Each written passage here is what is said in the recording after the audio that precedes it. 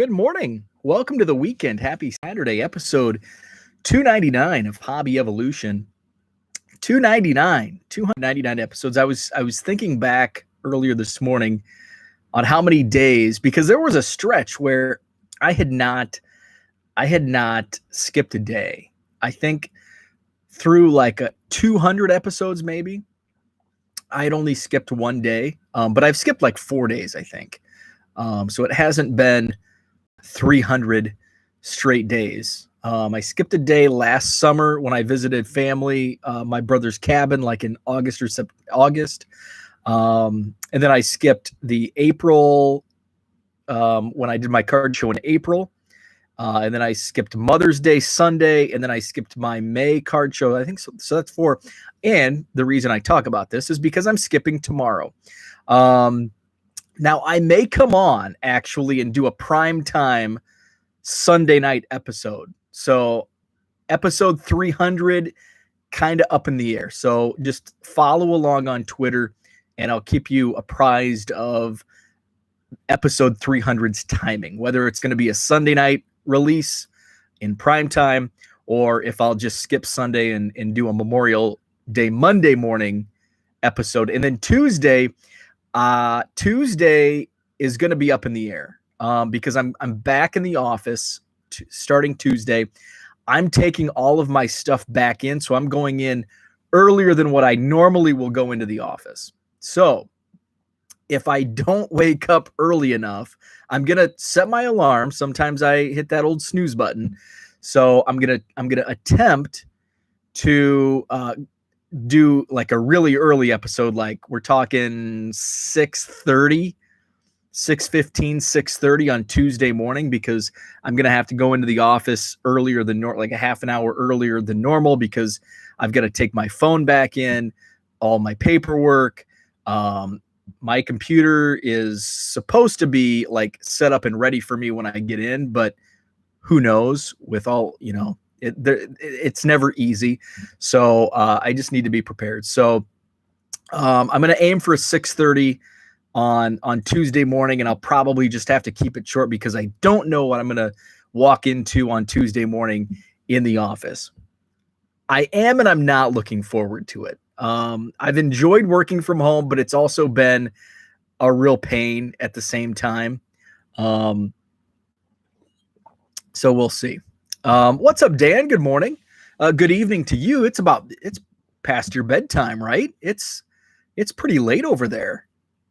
I'm trying to do the math, and I should know this by now. I'm thinking it's 9 a.m. here. Is it midnight in Korea? Trying to think of 11 p.m. I was close. I was only an hour off. So 11 p.m. in Korea. So it's okay. So it's not as late as I thought it was. It's good to be back around people. It absolutely is. That's one thing that I will enjoy. It's kind of a double-edged sword, though.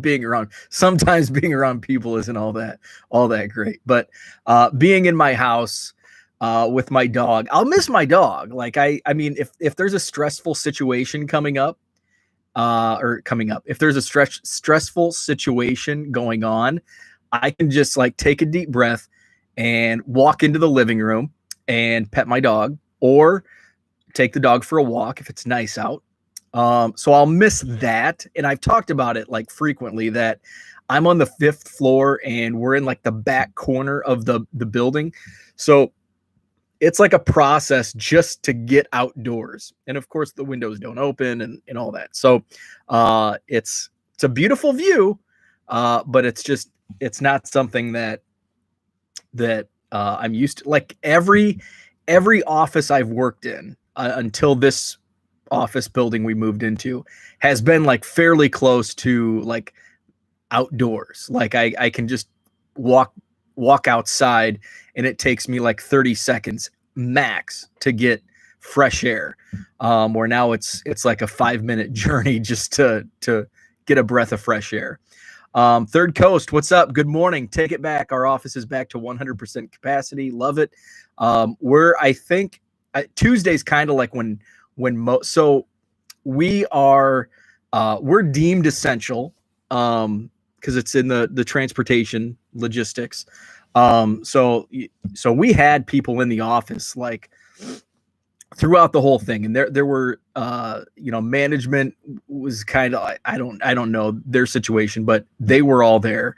And then there were some people that just chose to continue working from the office, whether they didn't see any issue with the pandemic or they just didn't feel. I think one of my coworkers, his wife runs a daycare, so it was he really didn't have much of a choice because it would be very distracting if he worked from home. So there were just some different instances, but I think half of our office, so we've got about 20, and I think 10 of the 20 worked in the office through the pandemic, and then 10 of us worked from home. And in all honesty, we don't lose a step working from home.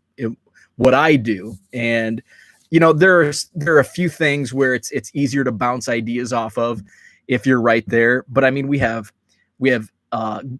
Google Chat, so I mean, it's just like, I mean, if I step away, if I'm at lunch, I get Google Chat on my phone. You can text me, you can call me. So I mean, it's really, instant communication is always there.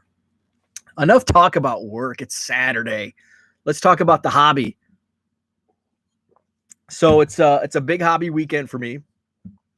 Doing the card show in Rockford, Illinois tomorrow, Sunday. So that's why I'm not going to be live tomorrow morning. Setup's at 8 a.m. I've got a horseshoe. John is runs the show. What's up, Mark? Good morning. He's heading to the card shop today. Very cool. So I've got a horseshoe set up. He sent the map yesterday, so I'm excited. A 3-table horseshoe. So I'm going to take. Whenever I reorganize, organize, sort, it becomes this. It becomes a monster, and I get sidetracked because I find boxes that it's like, oh, I haven't gone through this box in a year, and all that. So I came across a couple of. So basically, what I'm doing, and I talked about this, I think yesterday, is so where you see the Cubs cardometer right up there. That's going to be where I'm putting all my Cubs cards.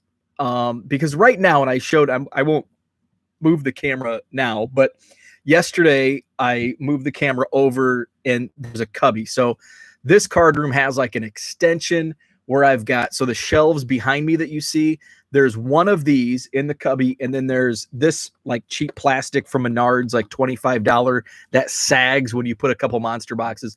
I've got one of those in the back cubby. Before I acquired several more 100,000 cards, most of the cards filled this room, and then I had some overflow in the closet. Now the closet's like stacked 10 feet high, going back 12 feet. So that back cubby, before I had all of that extra, was like my supply, because supplies are light, so it wasn't, sagging the shelves. So now I just have cards everywhere. And so then I decided, I just ended up putting all of my Cubs cards back in that back corner. But now it's like, I want to show off some Cubs cards. They're so disorganized. So it's like, oh, I have that somewhere.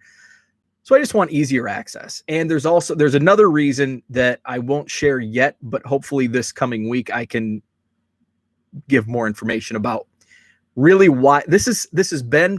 I've planned on doing this, but it's been kind of a kick in the rear to get me moving faster. So hopefully I'll be able to give more details this week on why I'm doing it now and so quickly. So I sorted, I found a bunch of cards, found some quarter cards that I'm going to throw in the quarter boxes. So I think between what I found in the last couple days reorganizing, plus consolidating some of the bargain boxes that I bought from the card show, my card show last weekend, I'll probably have at least one additional. So I think I had 15 monster boxes set up at my card show. So I think I'm going to do one. I'll have one more. So I think I should have 16, so I have a horseshoe of 3 tables, and they're 8-foot tables. So at my show, there's 6-foot tables, and I was able to put 15, so 5 on each 6-foot table. So I'll have some extra room. So I don't know, but I think I'm gonna bring the 16. I keep considering, am I gonna bring monster boxes to sell for like $20 a pop of just commons? I'm not there yet. I don't want to haul all of that, and then all of a sudden I don't move. That's my fear, is that I don't move them, and I have to take 25 monster boxes home or whatever. What's up, Terry? Good morning. Mark says my organization has led to more disorganization. That's that's how it goes. Like midway through, it's like the worst. Like, so your room's a disaster, and then you start reorganizing and it becomes like this just overwhelming disaster. And that's usually when my wife walks in the room. Like when I'm in the middle of reorganizing and it's just like just a mess, and she walks in and she, like, it gives her anxiety just coming down. Even when it's like clean and it's organized, it gives her anxiety looking at 2 million baseball cards. What's up, Diego? Good morning. 15 monster boxes. Guessing you have a hand truck. Oh, Diego, that might work. I do have a hand truck. I didn't think of that. But so we have, like, I don't know if that would be, I'm trying to think if that would be, so what I use at our show at the Sheraton, they have the hotel, like, caddies or whatever those rollers are called. And I can't fit 15 on those. And then I have another box with, like, just random stuff, like change box and empty boxes for people to fill if they grab, a big stack, stuff like that. So I have a few extra boxes. And then sometimes I'll bring my laptop. I won't bring my laptop tomorrow. But I haven't been able to, I can fit, like, I don't know, 10 or 12, but it's like not quite enough. What's up, Jeremy? Good morning. To fit 15 on those carts, but that might be a good idea. I do have a hand truck in the garage, so maybe I'll, I just don't, I think the carts, if they have the carts, and I'll have to email the promoter just to make sure they have those carts, because I don't want to make like 5 or 6 trips lugging around these monster boxes. I'm too out of shape for that. So that's tomorrow. So setup's at 8. I think I'm going to leave here. It's a little over an hour drive. It's an hour to Beloit. So it's probably, I don't know where I'm going. I'll just have to plug it into the GPS. So it's probably an hour and 15, I'd say, an hour and 15 minutes. So I think I'll leave here at 6:30, grab some fast food. Maybe I'll hit Dunkin' on the way, have whatever. I had a sandwich from Dunkin' last week on my way to the show in Madison. And I can't remember what it's called, but it was like the best breakfast sandwich I've ever had. And it's called, I'm going to Google it because it was so good. I think that's what I'm going to have tomorrow. It was called like the Power Sandwich or something. Dunkin' Donuts menu. It was so good. And I like their coffee. It's way better than Starbucks, way better than, I hate McDonald's coffee. McDonald's is so easy because I know, like, I love, like, pretty much all of the McDonald's breakfast menu. Although I don't like those syrupy, I used to when I was younger, but now I just, those whatever they're called, with the syrup inside. And I think part of that is I saw, like, the calories on those. It's not that. Power breakfast sandwich. Oh my gosh. If you have not had these, amazing. So it's a power breakfast sandwich, a boost in every bite, with our veggie egg white omelet, turkey sausage, and aged white cheddar cheese on a multi-grain thin bun bread. This sandwich will help you power through your day. So what are the nutrition facts? 420 calories. It's got some fat, 23 grams. That's a lot. It's got a lot of sodium.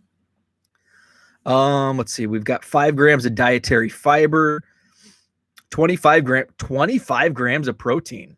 So that's why it powers you through your day. 199 milligrams of calcium, It's got 8% of your daily intake for potassium, so it's great. It's the Power Breakfast Sandwich from Dunkin'.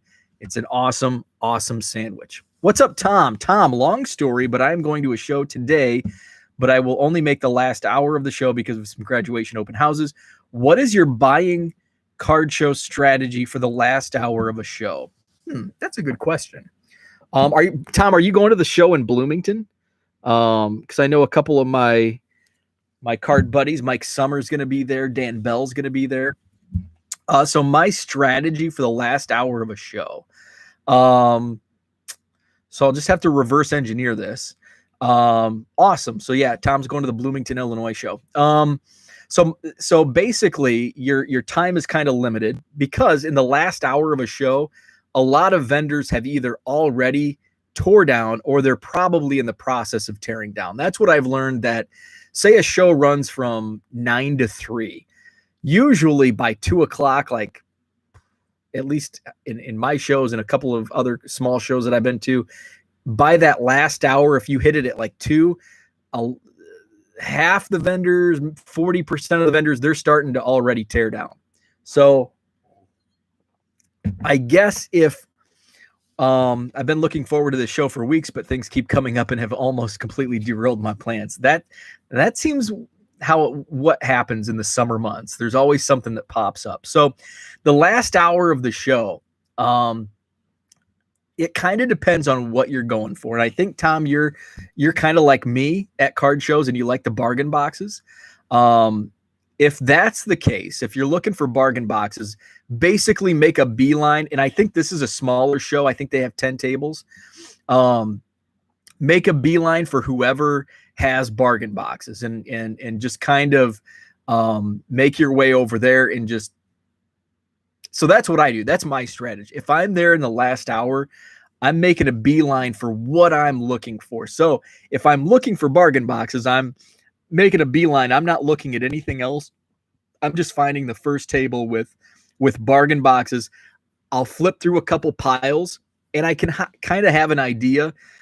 So when I'm looking at bargain boxes, I'm looking for A, Cubs, and B, what can I flip to basically pay for the Cubs that I'm pulling out of these boxes. And then profit, obviously, on top of that. So I'll take a couple piles and I'll sort through a couple piles and I can pretty much narrow down if this is going to be the table for me. Am I going to find stuff that I can flip? Am I going to find Cubs that I want? So that's kind of what I'm gonna aim to do. I'm gonna look for the bargain boxes. I'm gonna flip through a couple piles, and basically after 2 or 3 stacks, I've got a pretty good idea if this is gonna be a good table or a not so good table for me. And that's just and that's all up for you to decide. What are you actually looking for? And you can probably tell. I think anybody, if you have kind of an idea of what you're looking for, you can figure that out within a couple piles.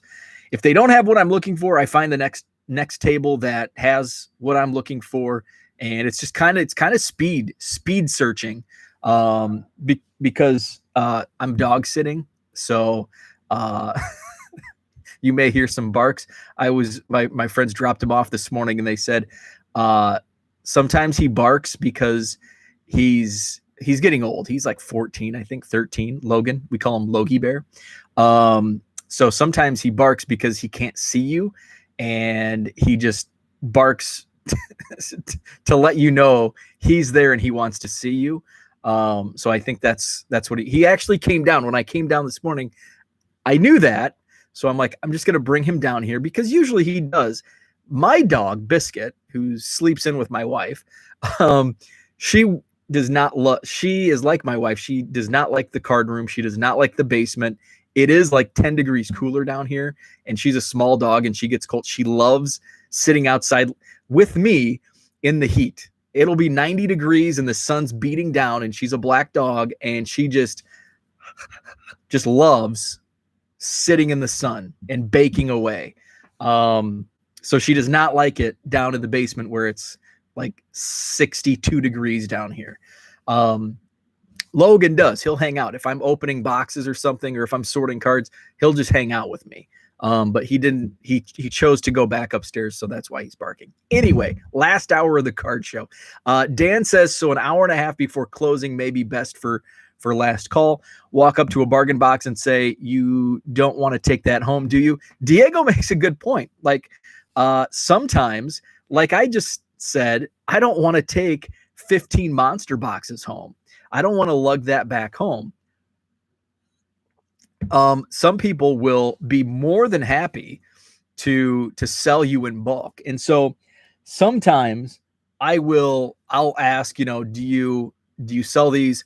And I usually only ask if it's if there's stuff in there that I like, because I don't want to pay. Okay, take for example the basketball rookie box that I bought.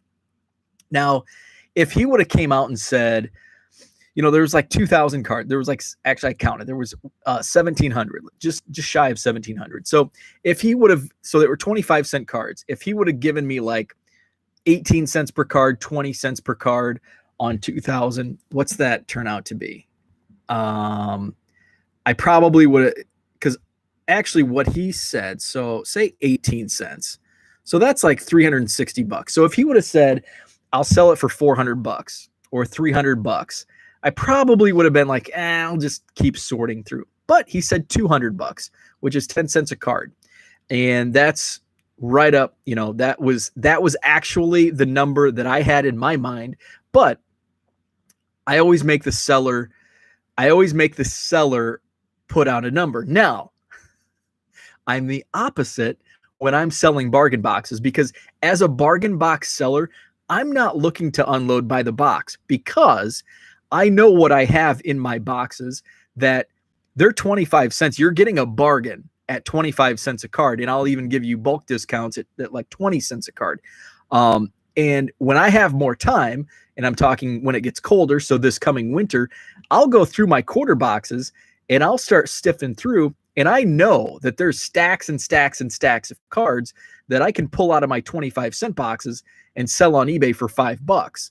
I just don't have that time right now to do that. Hence, they're in the 25-cent boxes. So I don't want to take a lowball offer on a full box. Now, I do have numbers in my head based on which boxes, by sport, basketball, football, baseball. I have numbers in my head of, I'm not going to sell. If somebody wants to buy this, I'm not going to sell it for less than X number. But I'm not going to come right out and say that. I'm going to make the buyer throw out a number, because I'm not motivated to sell in bulk a whole box, because I know that I can pull cards out and make decent money. Some people may say, well, that's stupid. You want to turn over. Not for me. That's not how I roll with these bargain boxes. So it's flipped the other way. As a seller, I'm going to make the buyer throw out a number, because I'm not motivated to sell an entire bargain box. I have a number in my head, but I'm not going to reveal that number. I'm going to allow the buyer to throw out a number. Now, flip it back to me. If I go up and I approach somebody with my selling mindset for boxes, and they say, I'll sell, but you have to offer me a number, I'm not going to do it. And I'll walk away. And that's fine, because I'm going to make the seller throw out a number. And if he chooses to make me throw out a number first, I'm not going to play that game. I'm going to walk away. And if I'm the seller, I'm going to do the same thing. So it's just, that's just kind of the way it works. And so I have an idea of what I'm doing in bulk. So back to what Diego said, do you want to take that home with you? Absolutely. Like if you have the room, and if you have a number in mind, flip through the box, and it's the end of the show, you can probably get a good deal. There's a lot of sellers that are looking to move those bulk, and they don't have my mindset. They just want to flip their inventory and say, hey, I can make a couple $100 selling this bargain box full. So yeah, always offer. But as a buyer, and everybody's different, but as a buyer, I'm going to make the seller throw out a number first. I'm not going to throw out a number. And basically kind of my mindset. So at the Wisconsin Dell show, when I bought the basketball box, 200 was my mark. But and he wanted me to throw out a number first. And so my number would have been $200. But I hate negotiating. I have to do that all day long for my day job. So I hate negotiating baseball card sales. That's why I don't do it. This is my number. Take it or leave it. So I didn't want to lose the upper hand and say $200, and he'll come back and he'll be like, nope, 250 is my bottom dollar. And at that point in time, sometimes the adrenaline gets to you and it's like, okay, I'll do 250. And I just lost $50. But I made him throw out a number first and he said 200. I said, I'll take it. Good deal. If he wouldn't have thrown a number out, I would have probably bought, I don't know, $10 worth of cards. I had a stack. I would have bought $10 worth of cards and walked away. Bought my $10 worth of cards and walked away. So that's kind of my bulk buying strategy is as a buyer, I'm going to make the seller throw a number first. As a seller of bargain boxes, I'm going to make the buyer throw out the number first just to have that upper hand in negotiation because I hate negotiating. Tom says, those are some good thoughts. I'm still debating if the trip is worth it. I've had my heart set on this trip for a while, and I'm trying to figure out how to make it happen. It sounds like you really want to do it. Obviously, there's some other things that come up. So, Tom, my advice would be, it sounds like graduation parties. I think those card shows, here's the thing. Card shows will come and go. There's more and more popping up. And I know you're excited about this show, but there's probably going to be one, in a month or two at that location. There's going to be other shows, and graduation parties it's not like a monthly thing. So I would put precedence on a graduation party, unless it's somebody, it's like you really don't want to go because you don't like mom and dad or whatever. But if it's like, I don't really, I'd rather go to the card show, but I have to go to the graduation party. And then I'd find a way to go to the card show. But if it's like a family member or close friends, I definitely put the graduation party, put that top of mind and do it. And hey, if you have extra time and you can make it to Bloomington, then do the card show and double dip, do them both. That's my advice. So, Diego says that is how you tell it if you just want to turn over or not. Absolutely. So, I'm not a motivated seller, for bargain boxes right now. I was getting the itch at my last show because I had taken a bunch of stuff, at this last show and I was disappointed. What's up, Matthew? So I was kind of motivated to sell, and I floated it to a couple of the vendors. I'm like, hey, would you be interested in this? And they're like, nah, I don't want to take on any extra bulk. So, but I think maybe next month at our June 26th show in Madison at the Sheraton, I think I may be a little more, I may push it a little bit more. Maybe I'll even put a sign up like buy this box for X amount, which is against my style, but I don't know. So it's some of the things that I've thought through, and I don't know, just to maybe turn some inventory over. Tom says I can't haggle to save my life. I'm too big of a pushover. I was, before I got into my line of work, this is my 7th anniversary is actually this coming week.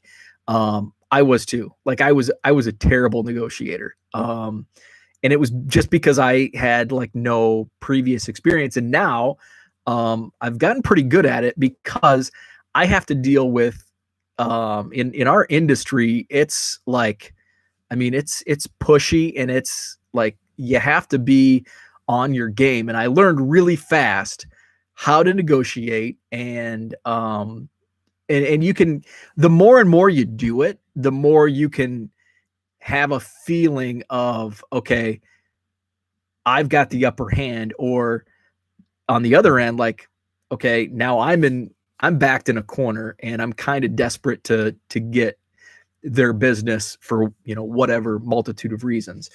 So it's kind of like once you do it, and like I said, I've been 7 years now. It's what I do every day. So I've just had to turn it over into the hobby, but sometimes like the hobby is the hobby for me. It's still, yes, I sell on eBay, and but it's still a hobby because I still enjoy opening Bowman blasters, which are still stuck in New Berlin, Wisconsin. It's like the frickin' black hole of FedEx. Give me my Bowman. They've been there since, I think, Wednesday morning. They departed New Berlin, so they're somewhere. They just haven't been scanned again. I want my Bowman. So it's still a hobby because I still love opening Bowman and other products. I collect Cubs. I'm a collector of Cubs, obviously. And so that part of the baseball card is a hobby. And then everything else, I love flipping through bargain boxes. And that's like a hobby for me. Even though like most of the reason I flip through bargain boxes is to flip and make money, to fund my collecting on the Cubs side. I don't know where I was going with that, but I was just rambling on. So that's what's going on. I'm going to take my bargain boxes. We'll see. Maybe I'll get some offers tomorrow on my bargain boxes. Diego says, LOL, Wisconsin USPS equals the Bermuda Triangle. Tell me about it.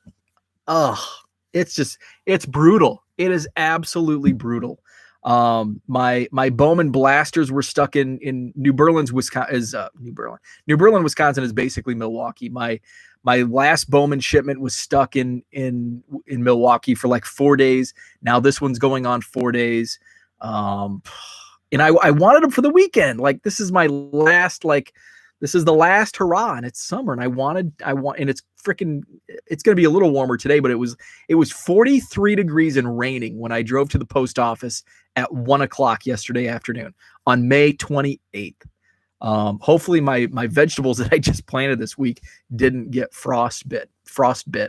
But it's supposed to warm up, and I think next weekend we're going to hit 90. So we're going to literally double our temperatures in a week's time. Welcome to the Midwest. Tom said, good stuff. I'm glad I could finally catch a live show. Thank you for guilting me into going to the open houses. I didn't mean to guilt, but card shows come and go, and they're always there, but some of life's events will not be there. And I would totally, I know you're feeling, because I'm always there. Like I felt guilty setting up at the cart. Like I didn't even talk to my wife about tomorrow's card show, because it's like I went to the Dells 2 weeks ago. I was there like all day Saturday 2 weeks ago. Last weekend, all day at my show, and then this weekend, and then next weekend I'm going to be out of town Sunday and Monday, back at my mom's house in Illinois. And so it's like, gosh, this is like 4 weekends in a row that I'm just going to be like doing nothing but baseball cards and just going to be out of town. So I didn't even talk to my wife, ask my wife. I was just going to not do it. And so we were sitting at the table, we got brought up, and I'm like, yeah, somebody asked me to set up at a show in Rockford on Sunday. And my wife's like, we'll do it. And I'm like, really? She's like, yeah, do it. I'm like, okay, all right. You don't have to twist my arm. So it's like, okay, it's Sunday. It's a 3-day weekend. We don't have any plans. She's probably working. So she's in real estate, so she works weekends. So it's like, okay, yeah, let's do it. And I'm like, the table cost, based on what I did at the Madison shows, I'll more than make up. I'll definitely make a profit selling what I take. So it's like, might as well make some money on the weekend. So looking forward to it. So again, episode 300 may go live tomorrow night in prime time, after the show. So the show runs until I think 4. So, once I pack up, I'll, it'll probably be a fast food day. So I'll probably get home, I don't know, around 6 by the time I get stuff unloaded and stuff.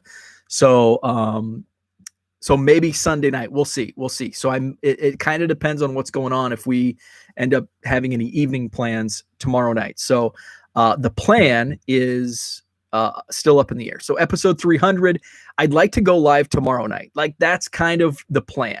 So here, Tom, I'm torn like you with the card show today. I'm torn on tomorrow. Like I'm going to be gone all freaking day at the card show tomorrow. Do I want to come down and you know, spend another half hour to an hour talking about it on Sunday night? So kind of depends. So I'll play it by ear.